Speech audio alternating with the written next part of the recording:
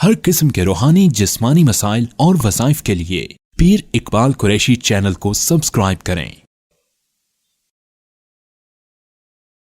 ماہ ذی الحجہ کے 18 تاریخ کو حضرت عثمان ذو النورین ذو الہجرتین رضی اللہ تعالی عنہ کی شہادت کا المناک واقعہ پیش آیا، اور شہادت بھی مدینۃ الرسول صلی اللہ علیہ وسلم میں ہوئی۔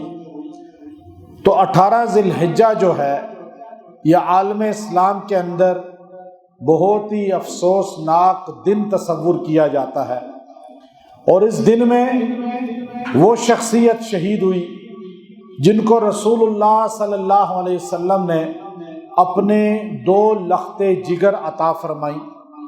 آپ کے نکاح میں نبی کریم صلی اللہ علیہ وسلم کی 2 شہزادیاں، 2 بیٹیاں یکے بعد دیگرے آئیں۔ شاہ ولی اللہ محدث دہلوی رحمۃ اللہ علیہ نے ازالۃ الخفا کے اندر لکھا کہ جب سے دنیا بنی ہے اللہ نے یہ شرف کسی اور فرد کو عطا نہیں کیا جو سیدنا عثمان رضی اللہ تعالیٰ عنہ کو عطا ہوا کہ آپ کے نکاح میں پیغمبر کی 2 شہزادیاں آئیں، بلکہ آپ صلی اللہ علیہ وسلم نے فرمایا، طبقات ابن سعد کے اندر ہے کہ اگر میری 40 بیٹیاں ہوتی اور وہ انتقال کرتی جاتی میں ان کا نکاح عثمان سے کرتا جاتا، اس لیے کہ عثمان سے بہتر داماد کوئی نہیں۔ اب ذو النورین اس وجہ سے آپ کا لقب پڑ گیا، جن پر نبی اعتماد کرتا ہے۔ آج وہ سیاہ قلب جو 14ویں صدی کے اندر پیدا ہوتا ہے وہ عثمان رضی اللہ تعالیٰ عنہ کی عزت نہیں کر رہا۔ نبی عزت دے رہے ہیں اور اپنی لخت جگر نکاح میں دے رہے ہیں، تو پتہ یہ چلا کہ عثمان ذو النورین ہیں، 2 نور والے ہیں، اور ذو الہجرتین ہیں جن کو اللہ نے یہ شرف دیا کہ بڑی تعداد صحابہ نے ایک ہجرت کی، مکہ سے مدینہ کی، لیکن عثمان وہ ہیں جنہوں نے 2 ہجرتیں کی، مکہ سے حبشہ بھی اور پھر مدینہ کی بھی۔ تو آپ کو 2 ہجرت کی وجہ سے ذو الہجرتین کہا گیا، اور آپ کو 2 نبی علیہ السلام کی بیٹیاں آپ کے نکاح میں آئیں، اس لیے آپ کو ذو النورین کہا گیا۔ اور اللہ نے آپ کو کمال دیا تھا، ایک مقام و منصب دیا تھا کہ حضور علیہ السلام کے کزن لگتے تھے رشتے میں۔ کیوں کہ بنو قریش اور بنو امیہ ان کی آپس میں چچا زاد تھے۔ یہ امیہ بڑا تھا ان کا، اور یہاں ہاشم بڑے تھے، عبد المطلب کے دادا تھے۔ اب یہاں امیہ کے بعد آگے نسل جو چلی بنو امیہ کہلائی، اور یہاں ہاشم کے بعد جو نسل چلی وہ بنو ہاشم کہلائی۔ اب ہیں دونوں مکی، ہیں دونوں عربی، اور ہیں ساروں کے دادا ایک ہی ہیں، لیکن آگے بنو امیہ میں عثمان بن عفان رضی اللہ عنہ۔ ہمارے نبی بنو امیہ سے بغض نہیں رکھتے تھے۔ حضور علیہ السلام کی 4 شہزادیاں ہیں، بیٹیاں ہیں، آپ نے 3 بیٹیاں بنو امیہ کے نکاح میں دی، اور 1 بیٹی بنو قریش اور اپنے چچا زاد بھائی علی المرتضیٰ کرم اللہ وجہہ کے نکاح میں دی۔ آپ کی بیٹی زینب کا نکاح ابو العاص امیہ سے ہوا، اور آپ کی بیٹی رقیہ کا نکاح عثمان رضی اللہ عنہ سے ہوا۔ ام کلثوم کا نکاح پھر حضرت عثمان رضی اللہ عنہ سے ہوا۔ تو بنو امیہ وہ آپ صلی اللہ علیہ وسلم کے اعتماد والے، محبت والے تھے، تو نکاح کیا آپ علیہ السلام نے۔ اب اسلام جتنا پھیلا ہے، اگر آپ اسلام کی تبلیغ کا مطالعہ کریں تو بنو امیہ کے دور تک پھیلا ہے۔ اس کے بعد اسلام کی وہ آگے بڑھنا، تبلیغ، جہاد، وہ بہت کم ہو گیا تھا۔ لیکن بنو امیہ کا وہ بادشاہ مسلمہ بن عبد الملک جو ترکی پہ جا کر بیٹھ گیا استنبول کو فتح کرنے کے لیے، وہ مروان کا بھائی تھا، مروان کا بیٹا تھا، عبد الملک کا بھائی تھا۔ میں اس کی قبر پہ جب گیا ترکی میں، تو ایک فصیل ترکی کے دامن میں اس کی قبر ہے، بالکل چھپی ہوئی قبر ہے، اور بتایا گیا اگر آپ نے ترکی کی پہلی مسجد دیکھنی ہے جو صحابہ نے قائم کی تھی، اور ترکی فتح ہونے سے بھی پہلے، استنبول فتح ہونے سے بھی پہلے، تو آئیں آپ کو لے جاتے ہیں۔ میں نے کہا مجھے لے کے جاؤ، میرے لیے شرف ہے۔ اس مسجد میں مغرب کی نماز ہم نے پڑھی۔ انہوں نے کہا یہ وہ فصیل ہے جہاں کیسر روم چھپ گیا تھا، یہاں بنو امیہ نے آ کے گھیرا ڈال لیا لشکر نے، اور یہاں کئی مہینوں تک اس کا محاصرہ کیا۔ جب محاصرہ بہت ہو گیا تو بادشاہ نے کہا کہ چلو ہم آپس میں ایگریمنٹ کرتے ہیں، تم ابھی چلے جاؤ، ہمیں ابھی موقع دے دو۔ انہوں نے ایگریمنٹ کیا۔ تو مسلمہ نے کہا جس جگہ ہم نے نماز پڑھی ہے، ہمارے سپاہیوں نے، ہمارے لشکر نے، ہمارے نبی کا فرمان ہے جو مسجد ہوتی ہے وہ قیامت تک مسجد ہوتی ہے، یہ جگہ تم لکھ کر دو کہ مسجد رہے گی چاہے ہم چلے بھی جائیں۔ کیسر روم نے لکھ کر دیا کہ یہ جگہ مسجد رہے گی۔ پھر انہوں نے کہا کہ اپنے سپاہیوں سے میں مر جاؤں چاہے جہاد میں چاہے بستر پہ، میری قبر یہاں کرنا، تاکہ قیامت کے دن میں اللہ کو بتا سکوں یا اللہ تیرے نبی کا پیغام میں لے کر یہاں تک پہنچا تھا۔ وہ آج بھی مسجد ہے جگہ، اور قبر بھی اس کے دامن میں ہے۔ تو عثمان رضی اللہ کے زمانے میں یہ فتوحات بڑی ہیں۔ سیدنا عثمان کون ہیں؟ جن کو رسول اللہ صلی اللہ علیہ وسلم نے جنتی ہونے کی بشارتیں دنیا میں دی، جنہوں نے اپنی تجوری، اپنا بینک بیلنس ہمارے نبی کے لیے کھول دیا، جنہوں نے اسلام کی پہلی وہ مسجد نبوی جو مدینہ کی مسجد ہے، جس مسجد میں ہمارے نبی کا روزہ بننا تھا، جو مسجد اللہ رب العزت نے وحی کے ذریعے متعین فرمائی، اس مسجد کی زمین خریدنی تھی، پیسوں کی ضرورت تھی، یتیم بچوں کی زمین تھی۔ یتیموں نے کہا ویسے لے لیں، آپ نے کہا نہیں، اللہ کا گھر بنانا ہے، کوئی ان کو پیسے دے پھر میں یہاں مسجد کی بنیاد رکھوں گا۔ تو 2 یتیم بچوں کو اس زمین کے پیسے دینے والے کا نام عثمان ہے۔ آپ 50,000 جس مسجد میں نماز کا ثواب لیتے ہیں، اس مسجد میں آپ نماز پڑھتے ہیں، 50,000 کا اجر ملتا ہے۔ تو سوچئے میری نماز، آپ کی نماز، اور 1400 سال سے جتنے لوگوں نے وہاں نمازیں پڑھی اور قیامت تک پڑھیں گے، ساروں کا اجر عثمان کے نامہ اعمال میں جا رہا ہے۔ جاتا ہے نہیں جاتا؟ آپ کہتے ہیں مسجد بناؤ، جو نماز پڑھے گا اس کا اجر ہمیں ملے گا۔ آپ اگر 1000 روپیہ مسجد میں دیتے ہیں، اجر آپ کو ملتا ہے نمازوں کا۔ 1,00,000 روپیہ دیتے ہیں، آپ کو اجر ملتا ہے۔ جس نے زمین خرید کر دی اس کو اجر نہیں ملتا ہوگا۔ اس کا نامہ اعمال کتنا بلند ہو چکا ہوگا جب 40 لاکھ بندہ ایک مہینے میں وہاں نماز پڑھتا ہے، اور اربوں خربوں انسان وہاں نمازیں پڑھ کے گئے۔ آپ نبی کے روضے پہ کھڑے ہوتے ہیں، آپ کہتے ہیں السلام علیکہ یا رسول اللہ، آپ جب سلام بھیجتے ہیں تو عثمان کو بھی اجر چلا جاتا ہے، چونکہ وہ زمین خریدنے میں بڑا کردار سیدنا عثمان کا ہے۔ نبی کا روزہ وہ زمین خرید کر جس نے دی، اس کو محسن امت عثمان ابن عفان کہا جاتا ہے۔ کم سے کم اپنے محسن کو تو پہچانیں، اپنے بچوں کو یاد کرائیں۔ ہم سب کے محسن عثمان ہیں۔ ہمارے نبی جن کے نیکیوں کو یاد کر کے کہتے تھے، اٹھائیں ابن کثیر کی البدایہ۔ ابن کثیر نے لکھا کہ رسول اللہ صلی اللہ علیہ وسلم نے غزوہ تبوک میں اعلان کیا، لوگوں مال کی کمی ہے، تعاون کرو۔ اب چندہ مانگنا عیب نہیں ہے، لیکن پیچھے پڑ جانا کسی کے کہ تم دو یہ عیب ہے۔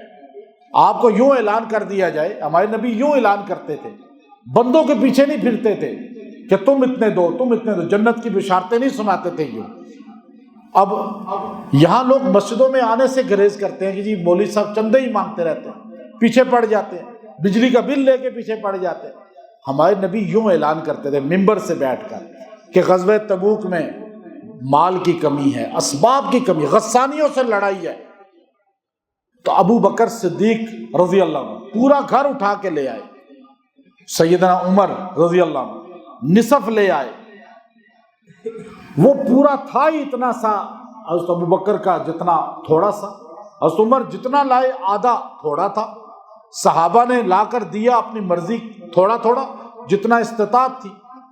حضور نے کہا بہت کمی ہے، دوسرے دن پھر اعلان کیا، عثمان کھڑے ہو گئے، یا رسول اللہ کتنی کمی ہے؟ کہا بہت کمی ہے۔ تو آپ نے فرمایا یا رسول اللہ کتنے بندے ہیں آپ کے جہاد میں جانے والے؟ کہا 10,000 کے قریب ہیں۔ آپ نے فرمایا 3 کا حصہ یعنی تہائی حصہ 10,000 ہیں تو 3,500 کا میں نفقہ اٹھاتا ہوں، گھوڑے بھی، کھانا بھی، اسلحہ بھی۔ اب آپ سوچئے مالدار کا کیا کام ہوتا ہے۔ ایک بندے بزرگ سے کسی نے کہا ایک بندہ بڑا مالدار ہے، پوری رات تہجد پڑھتا ہے، پورا دن روزہ رکھتا ہے، صحیح مالدار آدمی ہے، اور دیکھیے اس کے حالات، کیا اللہ کا ولی ہے۔ کہا دوسروں کا کام کر رہا ہے، اپنا کام نہیں کر رہا۔ یہ تو غریب آدمی بھی کر سکتا ہے، روزہ رکھنا، تہجد پڑھنا، غریب آدمی نہیں کر سکتا۔ اس کو اللہ نے مال دیا ہے تو اللہ کی راہ میں مال لگائے، جو کام ہر بندہ نہیں کر سکتا، وہ غریبوں کا کام کر رہا ہے، اپنا کام نہیں کر رہا۔ حضرت عثمان نے اپنا کام کیا۔ آج ہم سیدنا عثمان کے احسان تلے دبے ہوئے ہیں۔ آج کا مالدار تہجد پڑھ رہا ہے، آج کا مالدار ذکر تسبیح ہاتھ میں لے کے پھر رہا ہے، آج کا مالدار جو ہے وہ روزے رکھ رہا ہے، آج کا مالدار جو ہے تبلیغ میں جا رہا ہے، آج کا مالدار قرآن لے کے ہر وقت بیٹھا رہتا ہے، لیکن اللہ کے دین پہ نہیں لگا رہا، بہت تھوڑا لگاتا ہے، وہ اپنا کام نہیں کر رہا۔ اگر وہ اپنا کام کرتا تو وہ کام کرتا جو عثمان رضی اللہ عنہ نے کیا۔ اب آپ دیکھیے ہر بندہ اپنے غریباں میں جھانکے۔ سیدنا عثمان نے کہا یا رسول اللہ 1/3 میرے ذمہ، فل خرچہ۔ حضور علیہ السلام مسکرا دیے خوشی کے ساتھ۔ تیسرا دن تھا، پھر آپ کھڑے ہو گئے، آپ نے کہا لوگوں بہت قلت ہے، گرمی شدید ہے، گھوڑے ہے نہیں، اسلحہ ہے نہیں، تعاون کرو اللہ کے دین کے لیے۔ عثمان کھڑے ہو گئے، یا رسول اللہ 100 اونٹ دیتا ہوں، لدے ہوئے اسلحے سے اور اناج سے۔ پھر حضور نے پھر اعلان کیا، آپ نے کہا یا رسول اللہ 200 اور دیتا ہوں۔ حضور علیہ السلام نے جب تیسری بار اعلان کیا تو سیدنا عثمان گھر چلے گئے، اور گھر سے اشرفیاں 1000 سونے کی اشرفی، جو آدھے تولے سونے کی ایک اشرفی ہوتی ہے، آپ سوچئے 2.5 لاکھ روپے کی ایک اشرفی ہے، 1000 اشرفیاں، یہ مالدار ہے، اس کا احسان ہے امت پر۔ لیکن آج وہ بدبخت ہے جو سیدنا عثمان کو برا کہتا ہے، اپنے محسن کا انکار کر رہا ہے۔ وہ تو کتے سے بھی گیا گزرا ہے، کتا ایک روٹی کی لاج رکھتا ہے، اس نے تو ہمارے نبی اور صحابہ اہل بیت پر احسانات کیے ہیں۔ وہ عثمان رضی اللہ عنہ 1000 تھیلی اشرفیوں کی لا کر، ہمارے آقا بیٹھے ہوئے تھے ممبر رسول پہ، مدینہ کی مسجد ہے، اور سوچئے کہ آقا علیہ السلام غمگین پریشان مجاہدین کے لیے، آپ نے جب اعلان کیا سیدنا عثمان نے لا کر تھیلی ہاتھ میں رکھ دی، آپ کے ہاتھ میں تھیلی تھی اور آپ اسے اچھال رہے تھے۔ ابن کثیر لکھتے ہیں البدایہ کے اندر، ہمارے نبی ترمذی شریف حدیث کی کتاب اٹھا لیں، اس کے اندر بھی یہ واقعہ موجود ہے، ہمارے آقا خوشی کے عالم میں تھیلی اچھالتے جا رہے تھے اور فرماتے جا رہے تھے ما ضر عثمان ما عمل بعد اليوم، عثمان آج کے بعد تو گناہ بھی کرے گا تو اللہ اسے نیکی بنا دے گا۔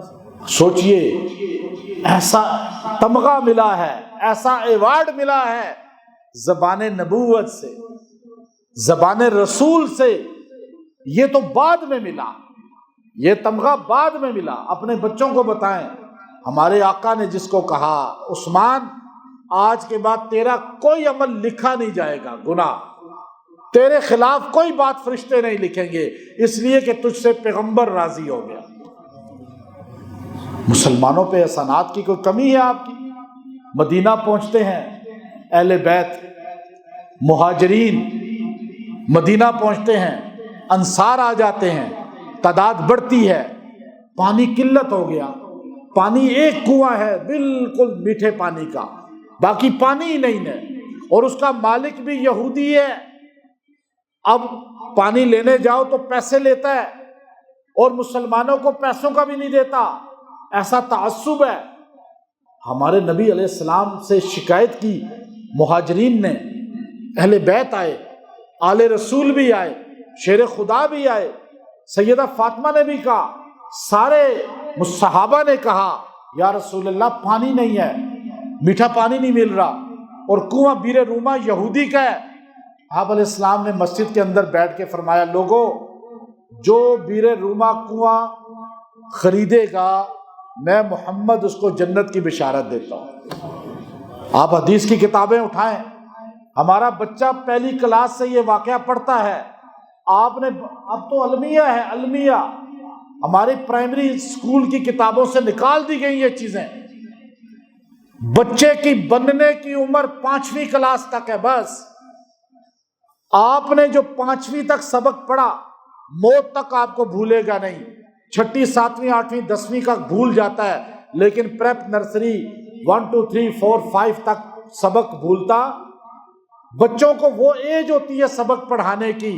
اسلام کا محسن اعظم کون ہے؟ پیغمبر نے جس کو کہا، محسن اعظم تو محمد صلی اللہ علیہ وسلم ہے، لیکن نبی نے جس کو یہ ایوارڈ دیا، کنواں میٹھے پانی کا نہیں ہے، آپ نے کہا کون خریدے گا؟ میں محمد جنت کی بشارت دیتا ہوں۔ صحابہ ساروں کی خواہش تھی، لیکن اللہ نے مال جس کو دیا ہوا تھا، اب وہ مال لے کے نکل گیا یہودی کے پاس، بتاؤ قیمت لگاؤ۔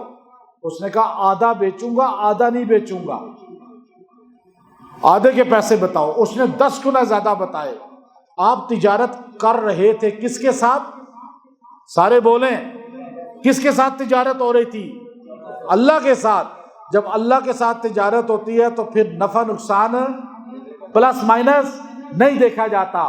عثمان نے یہ نہیں دیکھا قیمت اب کی کیا ہے، آپ نے دیکھا کہ ادھر کیا ملے گا۔ زبان نبوت نے کیا کہا، نبی کی بات پہ یقین تھا۔ آج ہمارا یقین کمزور ہے، ہم اس لیے پیچھے ہٹ چکے ہیں بہت زیادہ۔ تو آپ نے کہا قیمت بول، اس نے 10 گنا بتائی۔ آپ نے کہا لے پہ جتنے تو نے کہا، لیکن آدھا ہمارا آدھا تیرا۔ یہودی نے کہا ایک دن یہودی اور میرے جتنے لوگ ہیں پانی بھریں گے میں بیچوں گا۔ اس نے سوچا یہ بھی میری طرح ہی ہوگا بیچنے والا، یہ بھی قیمت لگائے گا بالٹیوں کی پانی کی، لیکن اس کو کیا پتا تھا نبی کے غلام کیسے ہوتے ہیں، نبی کے صحابہ کیسے ہوتے ہیں۔ یہودی کو مقام صحابہ کا نہیں پتا تھا۔ اس نے کہا ایک دن میں بیچوں گا، ایک دن عثمان تو نے سودا کرنا ہے، اور عثمان نے کہا تو ایک دن تجارت کرنا، ایک دن عثمان تجارت کرے گا۔ اب اس کی تجارت کا دن آیا، اس نے بالٹیوں کے ریٹ لگا دیے۔ جب عثمان غنی کی تجارت کا دن آیا، آپ نے کہا میں اللہ سے تجارت کر رہا ہوں، فری لے جاؤ پانی، مجھے ملے گا، یہاں نہیں وہاں، یہاں بھی ملتا ہے۔ حضور علیہ السلام نے فرمایا عثمان تو نے جنت کا سودا کر لیا۔ اب آپ نے جب اعلان کیا کہ اے مدینہ کے باسیوں، نبی کے قدم لگے تو مدینہ منورہ بن گیا، اب تم پانی سے محروم کیسے رہ جاؤ؟ یہ نہیں ہو سکتا۔ یاد رکھیے گا اہل بیت کو پانی پلانے والا عثمان ہے، اور اہل بیت سے کربلا میں پانی روکنے والے کبھی صحابہ کے غلام نہیں ہو سکتے۔ صحابہ پانی پلانے والے ہیں، اسی عثمان غنی پہ پانی روک دیا گیا 40 دن تک۔ اب آپ نے جب اعلان کیا آج پانی فری ہے، سارا یہودی منافقین اور صحابہ کی تعداد پانی بھرنے آنا شروع ہو گئی۔ اب جس دن یہودی کا نمبر ہوتا کوئی جاتا ہی نہ، چونکہ اگلے دن فری مل جانا تھا۔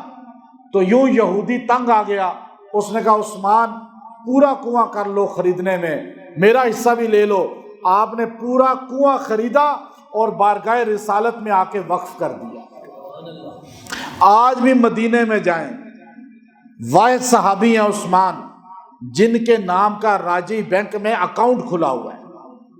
آپ کا کنواں جس باغ میں ہے اس کی کھجوریں بکتی ہیں اور بکتی آ رہی ہیں، اور وہ مدینہ کے آپ کے اکاؤنٹ میں جمع ہوتی ہیں اور مساکین مدینہ پہ خرچ ہوتی ہیں۔ آج بھی دنیا سے گئے ہوئے 1400 سال ہو گئے، لیکن بینک میں اکاؤنٹ کھلا ہوا ہے۔ تو آپ نے احسان کیا، مسجد کی زمین کا پیسہ دیا، کنویں کا پیسہ دیا، شیر خدا کی شادی کرائی، حضرت فاطمہ رضی اللہ کی شادی میں پورا پیسہ لگایا۔ شیر خدا زرہ بیچ رہے تھے حق مہر کے لیے، بازار میں ملے، کہا کیا کر رہے ہو؟ کہا یہ بیچ رہا ہوں۔ حضور علیہ السلام نے کہا بیچ دو، حق مہر ادا کرو۔ کہا کتنے کی؟ کہا اتنے درم، 300 یا 400 درم۔ آپ نے وہ دیے اور زرہ لے لی۔ جب نکاح ہوا تو آپ وہ زرہ لے کر آئے، اے علی آپ مجاہد ہیں، آپ کو جہاد کے لیے اللہ نے پیدا کیا ہے، اور مجاہد کا زیور زرہ ہوتی ہے، یہ میری طرف سے شادی کا تحفہ لے لو۔ آپ نے تحفہ بھی دیا، احسان بھی نہیں ثابت ہونے دیا۔ حضرت عثمان رضی اللہ تعالیٰ عنہ خرچ کرتے تھے، یہاں تک کہ زبان نبوت نے تو آپ کو کہا نا ما ضر عثمان ما عمل بعد اليوم۔ اب لوگ کہہ سکتے ہیں جی حضور نے کہا نا اللہ عالم غیب ہے، اللہ فیصلہ کرے گا تو پتہ چلے گا۔ تو پھر اللہ نے کہا قرآن کھولو، جس کی شان قرآن میں ہو، جس کی شان پیغام مصطفیٰ حدیث میں ہو، وہ افضل کتنا ہوگا انسان۔ اب وہ عثمان غنی جو حضور علیہ السلام خواب دیکھتے ہیں کہ میں مکہ مکرمہ احرام باندھ کے جا رہا ہوں، نبی کا خواب وہی ہوتا ہے۔ صحابہ نے کہا یا رسول اللہ چلیں عمرہ کرتے ہیں۔ آپ علیہ السلام نے کہا چلو احرام باندھو۔ اب وہ احرام باندھا گیا، صحابہ تلبیہ پڑھتے ہوئے مکہ کی طرف چلے۔ 1400 صحابہ آپ کے ساتھ ہیں، 1400 صحابہ ہم رقاب رسول ہیں۔ جب یہ حدیبیہ کے مقام پہ پہنچے تو وہاں پہنچ کر نبی کریم صلی اللہ علیہ وسلم نے فرمایا کہ ہمارے 1400 کی تعداد ان کو ہضم نہیں ہوگی، وہ 313 سے آج تک ڈرے ہوئے ہیں، تو 1400 وہ کتنی بڑی تعداد ہے ان کے لیے۔ ایک بندہ مکہ چلا جائے، جو امیہ ہے، خلف ہے، امیہ بن خلف مر گیا تھا، ابو سفیان اس وقت زندہ تھے، اور بڑے بڑے اور عتبہ شیبہ زندہ تھے، کہا ان کو بتا دے کہ ہم لڑنے نہیں آئے، ہم عمرہ کر کے طواف کر کے واپس چلے جائیں گے، ہمارا راستہ نہ روکو۔ کہا کون جائے؟ حضور نے کہا عمر تو چلا جا۔ حضرت عمر رضی اللہ عنہ کھڑے ہو گئے، یا رسول اللہ آپ کو میرا پتہ ہے میں غصے والا ہوں، میری وہاں بہت لڑائی ہے، میرا بڑا قبیلہ ہے اور ہم جنگجو مشہور ہیں، اور مجھ سے یہ سارے نالا ہیں میرے غصے کی وجہ سے کہ میں نے بیت اللہ میں پہلی نماز آپ کو پڑھوائی ہے، پہلی اذان کہلوائی ہے، میں نے علانیہ کلمے کا اظہار کیا ہے، وہ تو میری جان کے پیچھے پڑے ہوئے ہیں، اللہ کے رسول میں غصے والا ہوں۔ پھر گیا، انہوں نے سخت بات کی تو میں برداشت نہیں کروں گا، آپ کسی حلیم الطبع کو بھیجیں، نرم مزاج والے کو بھیجیں، اور جن کے ساتھ ان کی رشتہ داری بھی ہو اور وہ لاج بھی رکھیں۔ کہیں عمر پھر کون بہتر ہے؟ کہا عثمان غنی سے بہتر کوئی نہیں، عثمان غنی کو بھیج دیں یا رسول اللہ۔ غنی کا لقب آپ کو تبوک میں ملا تھا، جب آپ نے اونٹ دیے تھے، گھوڑے دیے تھے، 1000 اشرفیاں پیش کی تھی، تو حضور نے آپ کو غنی کا لقب دیا۔ غنی اس امت میں عثمان ہیں جن کا احسان امت کے ہر مرد عورت پر ہے۔ جو مسجد نبوی میں جاتا ہے وہ سوچے کہ یہ مسجد میں میں نماز پڑھ رہا ہوں، اس کی بنیاد میں پیسہ لگانے والے عثمان ہیں۔ تو کہا عثمان غنی کو بھیج دیں. عثمان غنی کو کہا یا رسول اللہ. عثمان غنی نے کہا یا رسول اللہ میں تیار ہوں، جو حکم آپ کا. آپ نے کہا عثمان تو نبی کا سفیر بن کے جا. ایک پاکستان کا ایمبیسڈر ہے، ایک کسی اور ملک کا ایمبیسڈر بنتا ہے، اس کے ساتھ طاقت ہوتی ہے ملک کی، اس کا اعزاز ہوتا ہے، وہ شان والا ہوتا ہے. اس کائنات میں یہ شرف عثمان ابن عفان کو ملا کہ وہ جو نبی کا رسول، نبی کا سفیر بن کے وہاں گئے. سفیر رسول پیغام لے کر مکہ میں داخل ہوئے. احرام پہنا ہوا تھا اور ابو سفیان اور دیگر نے کہا آپ طواف کرو، آپ عمرہ کر لو، احرام کھول دو، ہم بات کر لیتے ہیں بیٹھ کر. آپ نے کہا نہیں، عبادت تب عبادت ہوتی ہے جب نبی ساتھ ہو. نبی کے بغیر عمرہ ہو ہی نہیں سکتا. آج ہمارے یہاں بدعات بہت زیادہ آ جاتی ہیں، رسومات آ جاتی ہیں، ہمارا دل چاہتا ہے ہم یہ کریں، ہر چیز میں ملاوٹ کر رہے ہیں. عثمان غنی کہنے لگے نہیں ہو سکتی عبادت جب تک نبی ساتھ نہ ہو. عمرہ کرنا ہے تو نبی کے ساتھ، نہیں کرنا تو نہیں کریں گے. اس نے بڑا کہا، سب مکہ کے بڑوں نے عثمان آپ یہ لباس اتار دیں، آرام سے بیٹھ کے بات کرتے ہیں. آپ نے کہا نہیں، یہ لباس بتا رہا ہے کہ میں کسی کا غلام ہوں، اور بات تب ہوگی جب نبی کے ساتھ ہم طواف کریں گے. انہوں نے کہا نہیں، وہ ہمارے بڑوں کو قتل کرنے والے، بدر میں چن چن کے ہمارے 70 آدمی مارے، احد میں مارے، انہوں نے ہمارے خداؤں کو برا کہا. پیغمبر نے اعلان یہ کیا وحدہ لا شریک کون ہے، مشکل کشا کون ہے، حاجت روا کون ہے. کہا یہ ہمارے بتوں کی توہین کی ہے انہوں نے، ہم نہیں مانتے ان کو، وہ ہمارے عقیدے پہ نہیں ہے، اور ہمارے ساتھ لڑے ہیں، ہمارے سورما انہوں نے مارے ہیں، ہم نہیں چھوڑیں گے، کبھی نہیں طواف کرنے دیں گے. اور ہماری آنکھوں کے سامنے نبی طواف کریں اور نبی کے غلام طواف کریں صحابہ. اور ہم تو اسی لیے لڑتے رہے کہ ہم بتوں کو رکھ کے طواف کرتے ہیں. اور یاد رکھیے گا طواف کعبے کے علاوہ دنیا میں کسی جگہ کا جائز، کسی قبر کا جائز، کسی حجر کا جائز، کسی شجر کا جائز نہیں ہے. رکوع سجدہ بھی جائز نہیں ہے. اب یہ تو توحید والے ہی جانتے ہیں نا، جن کا دل بیمار نہیں ہوگا. انہوں نے کہا نہیں، ہم اجازت نہیں دیں گے. اور عثمان نے آگے سے بحث کی تو انہوں نے آپ کو کمرے میں بند کر کے، نظر بند کر کے بات پھیلا دی کہ عثمان شہید ہو گئے، عثمان کو قتل کر دیا. خبر پھیلانے والے مشرکین مکہ ہیں، اور جاسوسوں نے جا کے حدیبیہ میں اس جگہ پہ پھیلا دی مسلمانوں میں. آج جو دنیا میں لوگ بیٹھے آپ کو کہتے ہیں ہم علم غیب رکھتے ہیں، ہم غیب کی خبریں دیتے ہیں، ہم فیوچر بتاتے ہیں، لعنت اللہ علی الکاذبین، ان سے بڑا جھوٹا کوئی نہیں. عثمان زندہ ہیں، خبر پھیلی شہید کر دیے گئے، علم غیب کس کے پاس ہے؟ حضور علیہ السلام نے وہ درخت کے نیچے میں کئی بار، وہ درخت کٹوا دیا گیا تھا، وہ جگہ چابی بردار کعبہ ایک دن مجھے لے گئے کہ میری زمینیں ہیں ساتھ، ان کی زمینوں پہ ہم نے مزارے بیٹھے ہوئے تھے، فصل لگاتے تھے، بہت بڑی جگہ ہے اسی جگہ پہ ان کی، وہاں ہم نے ناشتہ کیا. اس کے بعد مجھے کہنے لگے اسی جگہ تمہیں بٹھاؤں گا، تم یہ آیت کا وظیفہ کر لینا، مجھے بھی کرا دینا. میں نے کہا ٹھیک ہے. اسی درخت والی جگہ جہاں ہمارے آقا بیٹھے تھے محمد صلی اللہ علیہ وسلم، حضور علیہ السلام درخت تھا، سائے میں اس کے بیٹھ گئے. آپ نے کہا صحابہ آ جاؤ، میرا عثمان شہید ہو گیا، میں محمد عثمان غنی کا بدلہ لوں گا، میں چین سے نہیں بیٹھوں گا، عثمان کے بدلے کے لیے میں شہید بھی کر دوں تو مجھے کوئی پرواہ نہیں شہید ہونے کی. آپ نے یوں ہاتھ رکھا اپنا اس طرح، کہا بیعت کرو، طریقت کی نہیں، پیر مرید کی بیعت نہیں، وظائف لینے کی بیعت نہیں، سلسلوں میں آنے کی بیعت نہیں، یہ بیعت جہاد ہے، یہ بیعت موت ہے، یہ رسول اللہ صلی اللہ علیہ وسلم نے 1400 صحابہ داؤ پہ لگا دیے. کس کے لیے؟ کوئی قیمتی تھا تو لگائے نا، اس کی کوئی ویلیو تھی.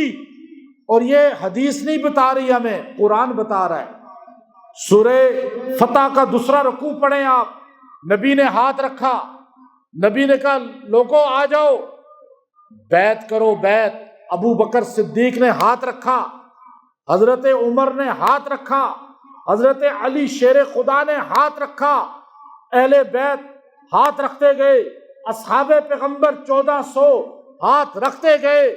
جب نبی کے ہاتھ پہ 1400 صحابہ کا ہاتھ آیا، عرش والا بھی جوش میں آ گیا. اللہ نے فرمایا ید اللہ فوق ایدیہم، ان نبی کے ہاتھ کے اوپر جو صحابہ کا ہاتھ ہے، یقین کر لو ان ہاتھوں کے اوپر اللہ کا ہاتھ ہے. اب آپ سوچئے، اہل سنت والجماعت کا عقیدہ ہے، سنیت کا عقیدہ ہے، جن ہاتھوں کے نیچے نبی کا ہاتھ ہو، جن ہاتھوں کے اوپر اللہ کا ہاتھ ہو، وہ ہاتھ غلط ہو سکتے ہیں؟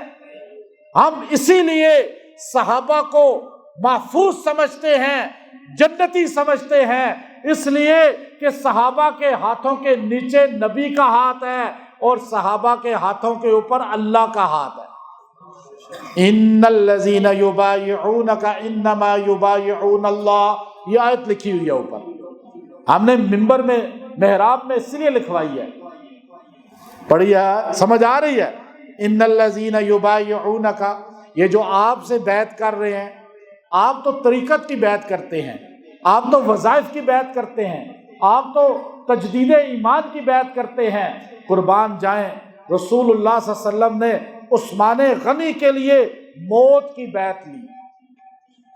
قتل ہو جائیں گے، ایک عثمان کے لیے 1400، لیکن بدلہ لیں گے. حدیث میں آتا ہے بیعت کے دوران ہاتھ جا رہے تھے، رکھے جا رہے تھے، اللہ نے خبر دے دی جبرائیل علیہ السلام کے ذریعے عثمان زندہ ہیں. حضور نے بیعت نہیں روکی، کیوں کہ پتہ تھا، اللہ نے بتا دیا تھا آج زندہ ہیں کل شہید کیے جائیں گے. اسی لیے قصاص عثمان کے لیے یہ سارے صحابہ جنہوں نے بیعت کی تھی وہ میدان میں نکلے تھے کہ بدلہ تو لینا ہے عثمان کی شہادت کا. اور اللہ نے کیا کہا؟ لقد لقد لقد لقد کہا اللہ نے. اللہ کہتا ہے میں یقیناً قسم کھا کے بتا رہا ہوں، لقد رضی اللہ، اللہ ان ساروں سے راضی ہو گیا. اللہ جن سے راضی ہے اور وہ سیاہ قلب ناراض ہے، تو ہم اللہ کی پرواہ کریں گے یا کالے دل والے کی؟ بے شک ساری دنیا صحابہ سے ناراض ہو، ساری دنیا عثمان غنی سے ناراض ہو جائے، جب اللہ راضی ہے تو پرواہ ہے ہی نہیں کسی کی. اللہ نے قسم کھا کے کہا لقد رضی اللہ عن المؤمنین اذ یبایعونک تحت الشجرہ، میں قسم کھا کے کہہ رہا ہوں میں ان سارے مومنین صحابہ سے راضی ہو گیا جو درخت کے نیچے آپ کی بیعت کر رہے تھے. تحت الشجرہ، اللہ نے درخت کا ذکر بھی کیا، جس جگہ صحابہ بیٹھے اس جگہ کو بھی عزت دے دی. اب جنت کی ضمانت تو اللہ نے دے دی، جنت کا اعلان تو اللہ نے کر دیا.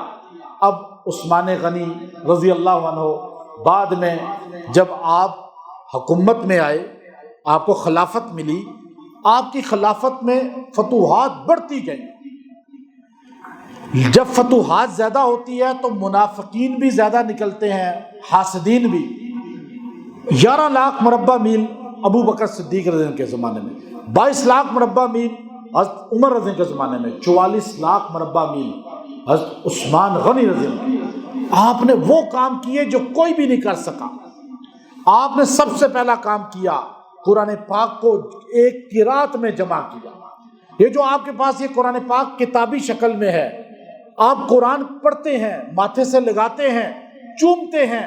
آج دنیا پوری قرآن پڑھ رہی ہے، سارے قرآن پڑھنے والوں کا اجر عثمان غنی کو مل رہا ہے. سارے مدینے میں نماز پڑھنے والے کا اجر مسجد نبوی کا عثمان غنی کو مل رہا ہے. کیوں؟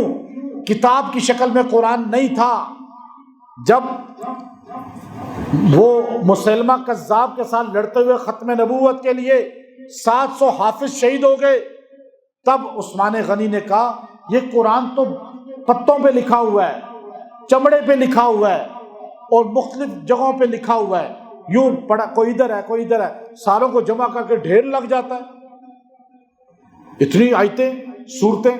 آپ نے کہا یہ تو بہت مشکل ہے، عرب صحابہ دنیا سے چلے گئے، حافظے کمزور ہوں گے، کوئی ایک آیت مس ہو گئی تو امت کا کتنا بڑا نقصان ہے۔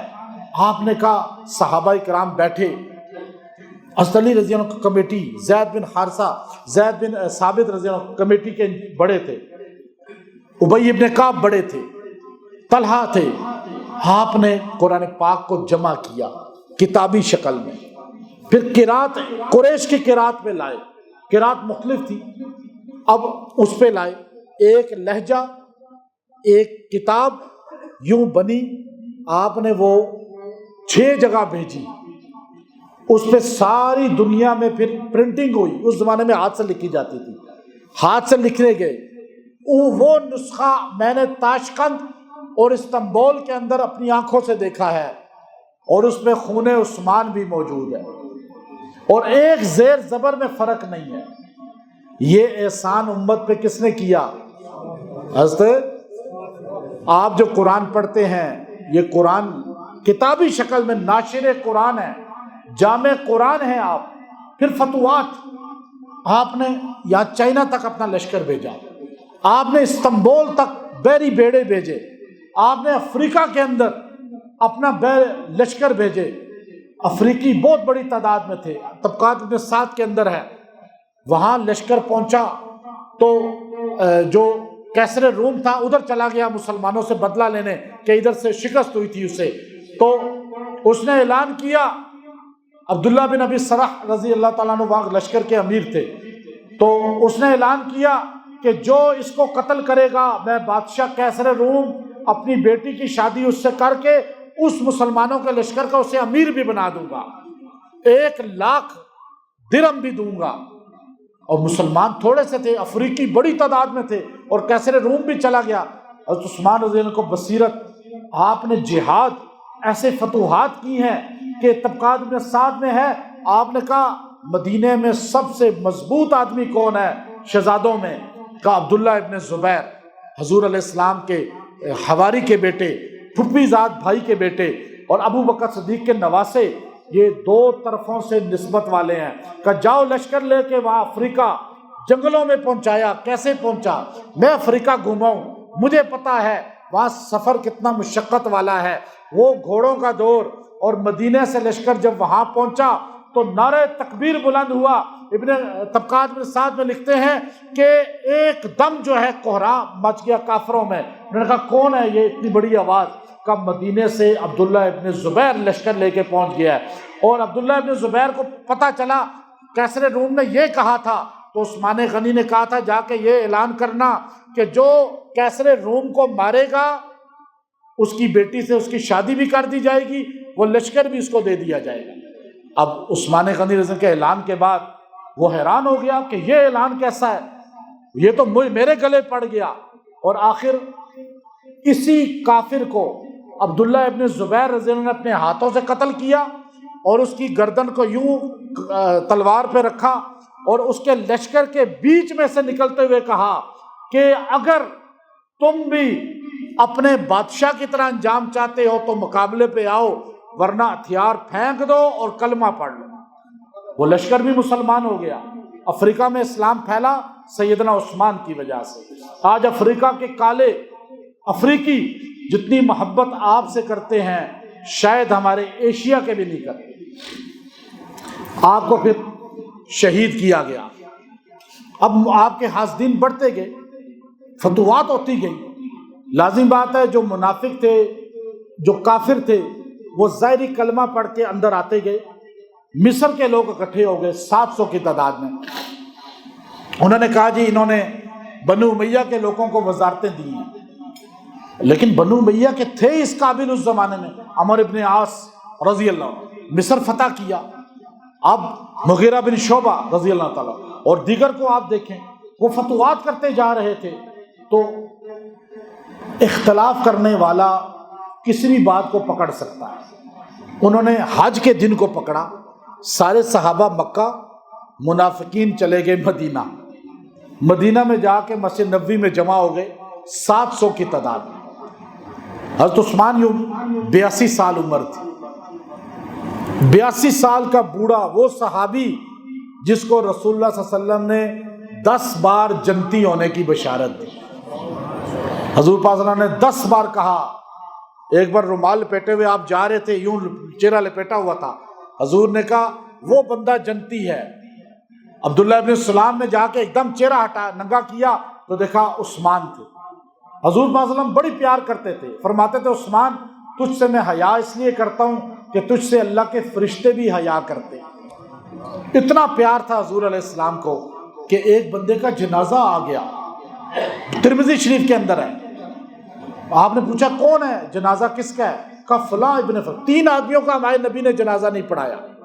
ایک جو بندہ مقروض ہوتا تھا، قرضہ آج لوگ لے کے واپس نہیں کرتے، مقروض آدمی جو ہے اس کا جنازہ آپ علیہ السلام نہیں پڑھاتے تھے، آپ علیہ السلام انکار کر دیتے تھے. اور جو خودکشی کرتا تھا اس کا جنازہ نہیں پڑھاتے تھے. تیسرا یہ آدمی ہے، جنازہ سامنے رکھا ہوا ہے، حضور نے کہا اس کا نام کیا ہے؟ قبیلہ کا فلاں قبیلہ فلاں نام. حضور علیہ السلام مصلی سے ہٹ گئے. یا رسول اللہ رحمت اللہ للعالمین ہے آپ اس کا جنازہ نہیں پڑھا رہے. کہا تم پڑھ لو میں نہیں پڑھاؤں گا. کہ یا رسول اللہ آپ کی رحمت ہے، آپ رحمت للعالمین ہے. کہا بالکل ہوں، لیکن میں اس کا جنازہ اس لیے نہیں پڑھوں گا، انہو کان یبغض عثمان، میرے عثمان سے یہ بغض رکھتا ہے. جو عثمان غنی سے بغض رکھے اس کا جنازہ ہم نہیں پڑھتے، ہم اس سے دوستی، ہم اس کی مجلس میں. جو عثمان غنی ابو بکر و عمر سے پیار کرے گا ہم اس سے پیار کریں گے. جو ان کی عزت کرے گا ہم ان کی عزت، جو ان کو عزت دے گا ہم اس کو عزت. آپ کہتے ہیں جی جوڑ کریں جوڑ کریں، کیسے جوڑ ہو سکتا ہے؟ میں مولا علی سے پیار کرتا ہوں تو آپ بھی تو حضرت عمر سے پیار کریں نا. میں مولا حسین سے پیار کرتا ہوں، آپ بھی تو حضرت ابو بکر صدیق سے پیار کریں نا. میں مولا حسن سے پیار کرتا ہوں، آپ بھی تو حضرت عثمان سے پیار کریں نا.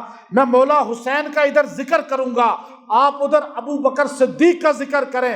میں مولا حسین کا یہاں ذکر کروں گا، آپ حضرت عمر کا ادھر ذکر کریں. میں مولا علی کا یہاں ذکر کروں گا، آپ سیدنا عثمان کا ذکر اپنی مجلس میں کریں. یہ اتحاد ہو سکتا ہے. لیکن آپ ابو بکر کو نہ مانیں، حضرت عمر کو نہ مانیں، حضرت عثمان کو نہ مانیں، اور میں ان سب کو مانوں، تو میرا تیرا اتحاد ہو سکتا ہے؟ نہیں ہو سکتا نا. تو ہم کیسے اتحاد ہو سکتا ہے؟ آپ بتائیں. میں سب کو مانتا ہوں، آپ بھی مانتے ہیں نا، آپ ان کا ذکر کرتے ہیں نا. لیکن جو اتحاد دھوکہ دے رہا ہے ہمیں، ہم اس کا دھوکہ، ہم نہیں تم سے پیار کرتے. منبر پہ بتا رہا ہوں، اگر تم مولا علی کے ساتھ ابو بکر صدیق سے بھی پیار نہیں کرتے، تم ابو بکر صدیق کا ادب کرو، میں تمہارا ادب کروں گا. یہ کسوٹی بہتر ہے یا نہیں؟ جو ابو بکر کا نہیں، عثمان کا نہیں، عمر کا نہیں، وہ ہمارا بھی سنیت کا یہ کسوٹی ہے یا نہیں؟ لیکن آج سنی بیچارہ اپنے بنیادی عقیدے سے ہی دور ہے. اب آپ ٹائم ہے یا بات ختم کروں یا اگلے جمعے پہ لے جاؤں گا؟ شہادت کا بتا دوں تھوڑا مختصر. اب عثمان غنی رضی اللہ کے مسجد میں، مسجد نبوی بھر گئی، 700 بندہ کھڑا ہو گیا. آپ خطبہ دے رہے تھے، سٹک آپ کے ہاتھ میں تھا. یہ ڈنڈا اس زمانے میں حضور علیہ السلام جس کو ہاتھ میں پکڑتے تھے، وہ سٹک حضرت عثمان کے ہاتھ میں اس طرح تھی. حضرت عثمان جب خطبہ دینے کے لیے کھڑے ہوئے تو ایک باغی ادھر سے کھڑا ہوا، مصر کا تھا. کہ عثمان خطبہ روک دیں، ہم آپ کا بیان نہیں سنیں گے. آپ نے جاری رکھا. ایک ادھر سے کھڑا ہوا، ایک ادھر، پلاننگ کے ذریعے ادھر ادھر سے کرتے کرتے 700 بندہ کھڑا ہو گیا، مجمع کھڑا ہو گیا، اور سارے آگے بیٹھے تھے. اور ایک نے کہا رک جاؤ، عثمان نہیں رکے. اس نے آگے بڑھ کے وہ ڈنڈا آپ کے ہاتھ سے چھین لیا اور اس کو اپنے گھٹنے پہ رکھ کے یوں زور سے مارا، وہ ٹوٹ گیا، اور ٹوٹے ہوئے ڈنڈے کو آپ کے سر پہ مارا۔ آپ 82 سال کا بوڑھا نبی کا وہ صحابی جس کے نکاح میں نبی کی 2 بیٹیاں آئیں، اور وہ عثمان غنی بے ہوش ہو کر زمین پر گر گئے اور کھلبلی مچ گئی۔ مدینہ ہے، مسجد نبوی ہے، آپ کو بے ہوشی میں اٹھا کر گھر لے گئے، سامنے گھر تھا، اوپر کے سٹوری پر آپ کو لٹا دیا گیا۔ ہوش آتے ہی آپ نے پوچھا مدینے کا حال بتاؤ۔ ابن کثیر البدایہ کے اندر پورا واقعہ لکھتے ہیں۔ آپ نے سیر اعلام النبلاء کے اندر علامہ ذہبی نے لکھا کہ آپ نے پہلے مدینے کا پوچھا، انہوں نے کہا جی مدینے میں امن ہے، تو آپ نے فرمایا میں قتل بھی ہو جاؤں میرا بدلہ نہ لینا، مدینے میں خون نہیں بہنا چاہیے۔ میں نے نبی سے وعدہ کیا تھا آپ کے شہر کی حفاظت کروں گا اور آپ کے مدینے میں خون بہنے سے روکوں گا۔ تو باغی گھیرا ڈال لیا، اعلان کیا گھر کے اندر کوئی نہیں جا سکتا، سودا لے کر نہیں، کھانا لے کر نہیں، پانی لے کر نہیں۔ اب جمعے کے دن گھیرا ڈلا اور ذی الحجہ 18 تاریخ کو آپ شہید ہوئے ہیں، اور ذی القعدہ میں یہ گھیرا ڈلا ہے جب سارے مکہ چلے گئے تھے۔ اب 1 دن گزرا، 2 دن گزرے، آخر علی رضی اللہ تعالیٰ عنہ نے پانی مشکیزے میں بھرا، پیچھے باندھا اور کھڑکی کے راستے اوپر جانے لگے۔ انہوں نے تیر مار کے وہ پانی سارا گرا دیا۔ حضرت علی نے اپنی پگڑی اتاری، اندر آپ کے قدموں میں پھینک دی، فرمایا امیر المومنین میں علی بھی عاجز آ چکا ہوں، اور مجھے آرڈر دیں، کھڑکی سے کہا مجھے حکم دے میں علی ان سے لڑائی کروں۔ جو عمر ابن عبدود جیسے پہلوان کو 2 ٹکڑے کر سکتے تھے، جو مرحب کو قتل کر سکتے تھے، جو دروازہ خیبر کو اٹھا کر پٹک سکتے تھے، وہ علی کمزور نہیں تھے۔ لیکن امیر المومنین عثمان نے کہا علی مدینے میں خون نہیں بہنا چاہیے، لڑائی نہیں ہونی چاہیے۔ کہا آپ سے استعفیٰ مانگ رہے ہیں، کہا میں استعفیٰ کیسے دے دوں؟ مجھے رسول اللہ صلی اللہ علیہ وسلم نے خواب میں کہا اور زندگی میں بھی کہا، زندگی میں بار بار کہا عثمان ایک وقت آئے گا اللہ تجھے خلافت دے گا، باغی وہ قمیص خلافت تجھ سے لینا چاہیں گے، اگر باغیوں کے کہنے پہ تو نے خلافت چھوڑ دی حشر میں مجھ سے مل نہیں پائے گا۔ تو میں نبی کا کس طرح پیغام چھوڑ دوں؟ مہینہ گزر گیا، حسن حسین کو دروازے پہ پہرے پہ بٹھا دیا۔ حضرت علی نے کہا بیٹا پہرا دو کہ ان کو اندر گھس کے کوئی شہید نہ کر دے۔ اب جب 1 مہینہ گزرا تو آپ چھت پہ آ گئے، پیاس سے برا حال تھا، بھوک سے نڈھال تھے، کوئی کھانا پینا 1 مہینے تک آپ کو نہیں ملا تھا۔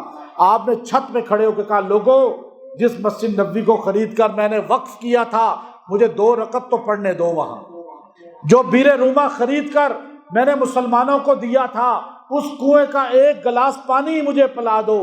باغیوں نے کہا خلافت چھوڑ دیں سب کچھ مل جائے گا۔ آپ نے کہا یہ نہیں ہو سکتا، اور پھر صحابہ نے آ کر پھر کہا امیر المومنین آپ حکم دیں، اہل بیت آپ کے لیے لڑیں گے، آل علی لڑیں گے، آپ کے لیے طلحہ زبیر لڑیں گے۔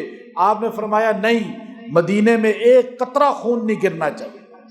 پھر 40واں دن تھا، آپ نے زندگی میں 1 مرتبہ شلوار پہنی ہے، باقی دھوتی باندھتے تھے۔ ہمارے نبی نے ساری زندگی دھوتی باندھی ہے، کبھی شلوار پہنی نہیں، لیکن پسند کی ہے۔ عثمان غنی نے زندگی میں 1 مرتبہ یہ شلوار پہلے سے بنوا کے رکھی تھی۔ آپ نے اپنی بیوی نائلہ سے کہا وہ شلوار جو بنی تھی وہ لے آؤ۔ آپ نے وہ پہنی، تہبند اتارا، شلوار پہن لی۔ انہوں نے کہا یہ کیوں پہن رہے ہو؟ کہا میں رات کو خواب دیکھا ہے، بھوک کی شدت تھی، پیاس کی شدت تھی، میں سو گیا، سرکار دو عالم صلی اللہ علیہ وسلم خواب میں آ گئے۔ آپ نے فرمایا عثمان جو روزہ 40 دن سے رکھا ہے آج میرے ساتھ افطار کرنا، اور مجھے یقین ہے آج شہید کر دیا جاؤں گا، اس لیے بے پردگی نہ ہو۔ یہ تہبند اتار کے شلوار پہنی ہے۔ آپ نے قرآن کھولا اور بیٹھ گئے اور قرآن پڑھنا شروع کیا، الف لام میم سے، ذالک الکتاب سے۔ جب آپ پہنچے فَسَيَكْفِيكَهُمُ اللَّهُ، اندر چھت سے اور کھڑکی سے توڑ کر منافقین داخل ہوئے اور آتے ساتھ ہی آپ کے سر پہ ڈنڈا مارا اور خون آپ کے سر سے جو ہے وہ قرآن کے صفحے پہ گرا، اس آیت پہ گرا۔ پھر دوسرے نے خنجر مارا، آپ کی زوجہ نے ہاتھ آگے کیا بچانے کے لیے، 82 سال کے آپ ہیں، 80 سال کی بوڑھی بیوی ہے، اس نے ہاتھ آگے کیا، ان کی یہ انگلیاں کٹ کے گر گئی۔ آپ نے بے ہوشی کے عالم میں دیکھا کہ زوجہ کی انگلیاں کٹ رہی ہیں، آپ نے کہا اللہ اس کو اندھا کر دے، بہرا کر دے، اپاہج کر دے، جہنم میں داخل کر دے۔ جب یہ جملہ کہا تو خود بے ہوش ہو گئے، پھر آپ پہ وار وار وار یہاں تک کہ آپ کو شہید کر دیا گیا۔ وہ بندہ جس نے انگلیاں کاٹی تھی، عبداللہ ابن مبارک کہتے ہیں، ابن کثیر البدایہ کے اندر لکھتے ہیں کہ کعبے کا میں طواف کر رہا تھا، ایک بندہ ہاتھ پیر اس کے نہیں تھے، اندھا تھا اور اپاہج تھا، اور وہ زور زور سے کہہ رہا تھا اللہ معاف کر دے، مجھے پتا ہے تو معاف نہیں کرے گا۔ میں نے اس سے کہا یہ تو کعبے میں دعا کر رہا ہے، اللہ معاف نہیں کرے گا؟ اس نے کہا ہاں میں وہ ہوں جس نے عثمان غنی پہ حملہ کیا تھا، عثمان نے جو بددعائیں دی تھی وہ پوری ہو گئی، اب مجھے پتا ہے اللہ مجھے دوزخ میں داخل کرے گا۔ تو اب عثمان غنی کو جب شہید کر دیا گیا تو باغیوں نے پورے گھر کا سامان لوٹ لیا، آپ کی ڈیڈ باڈی کو کھینچا اور جا کے ایک سائیڈ پر گھر میں جہاں فالتو سامان پڑا تھا وہاں پھینک دیا، کوئی کفن نہیں، کوئی اوپر چادر نہیں، اور آپ کا لہو لہان چہرہ ہے جس چہرے کو دیکھ کر رسول اللہ صلی اللہ علیہ وسلم بھی مسکرا دیتے تھے۔ اور بڑھاپے میں، اور نبی کے صحابی جنہوں نے احسانات امت پہ کیے، حضرت نائلہ کہتی ہیں ایک دن گزرا، 2 دن گزرے، کوئی بندہ نہ تدفین کے لیے آیا، کیونکہ باہر کرفیو لگا ہوا تھا، سارا مدینہ بھرا ہوا تھا منافقین سے، وہ آ چکے تھے باہر ملکوں سے، اور صحابہ کو گھروں میں بند کر دیا تھا۔ اس وقت صحابہ نے پہلے بڑی کوشش کی، امیر المومنین آپ شام چلے جائیں، معاویہ بن ابی سفیان آپ کا ساتھ دے گا، آپ کا کزن ہے، لیکن آپ نے کہا مدینہ نہیں چھوڑ سکتا۔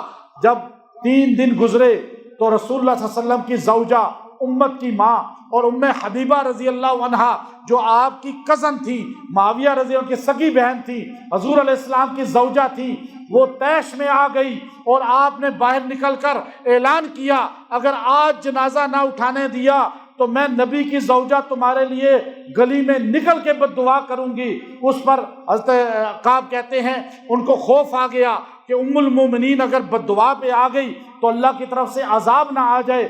حضرت کعب کہتے ہیں کعب ابن عجرہ کہ اگر ام المومنین بددعا کر دیتی تو ان پہ اللہ پتھروں کی بارش کر دیتا۔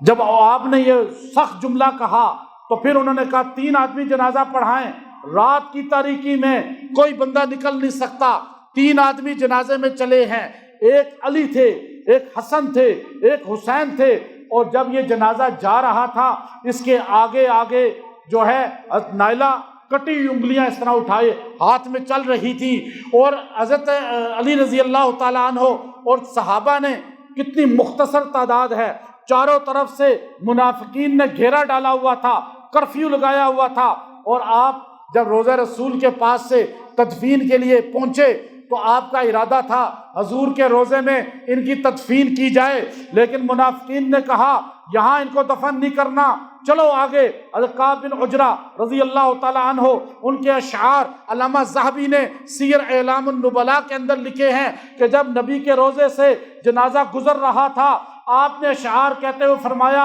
اے قبر میں سونے والے، اے پیغمبر ذرا سر اٹھا کے تو دیکھ، جس نے تجھ پر زمین خرید کر اور پانی کا کنواں خرید کر اس امت پر اپنا پیسہ لٹا دیا، آج اس کے جنازے کو کندھا دینے والا کوئی نہیں۔ یعنی ان کے اشعار ایسے تھے جو علامہ ذہبی کہتے ہیں کہ جو منافقین تھے وہ بھی آپ دیدہ ہو گئے، اور علی رضی اللہ تعالیٰ عنہ اور حسن حسین رضی اللہ تعالیٰ عنہ کندھے دے کر جنازہ لیتے ہوئے بقی میں پہنچے۔ انہوں نے اعلان کیا بقی میں دفن نہ کرنا، یہ جنت بقی ہے، یہاں یہ دفن نہیں ہو سکتے۔ رات کی تاریکی تھی، ایک کونے میں کہا دفن کر دو، جب کونے میں گڑھا کھودا، قبر کھودی، وہاں تدفین ہوئی، صبح اٹھ کے دیکھا وہ جنت بقی کا سینٹر تھا۔ اللہ نے سینٹر، آج حضور علیہ السلام کھڑے تھے روضہ رسول والی جگہ، حضور نے کہا میں، ابو بکر، عمر یہاں ہوں گے، یہاں سے اٹھیں گے۔ حضرت عثمان ساتھ تھے۔ یا رسول اللہ میں کدھر ہوں گا؟